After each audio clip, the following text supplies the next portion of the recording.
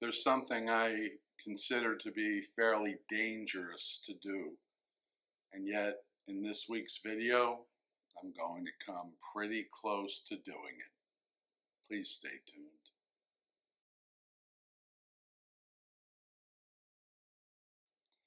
Shalom, my friends. Yes, there is something that I consider a dangerous thing to do, and that is to try to use the Bible as a scientific book about cosmology, about the creation of the universe. The Bible is neither a science book, nor is it primarily a history book.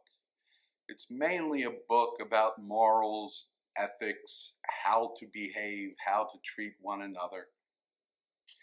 But it does have the story of the creation of the universe in Genesis in chapters 1 and 2. And again, I'm not going to claim that what we get in Genesis is a scientifically accurate description of the creation of the world.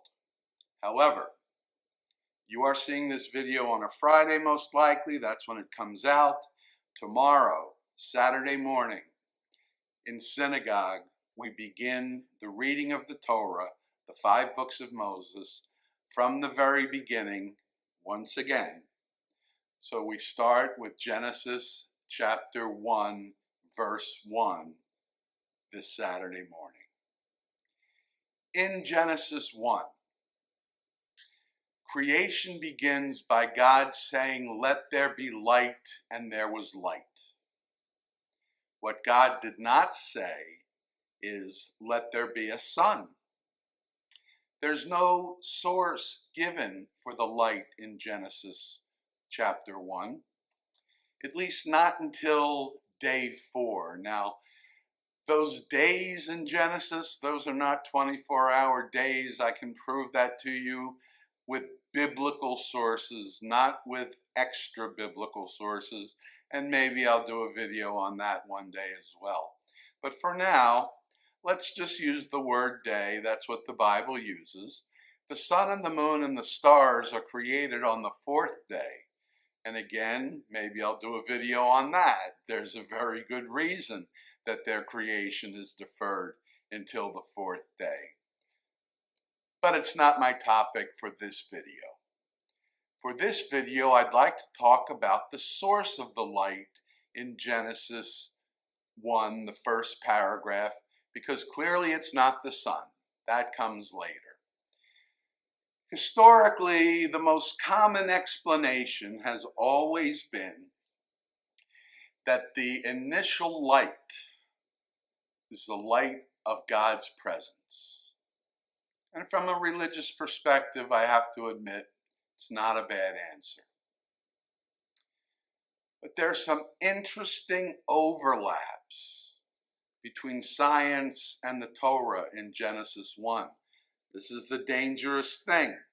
I'm going to make some parallels between science and the Torah, even though I caution you again, never mistake the Torah for a science book. It's not what it's trying to be.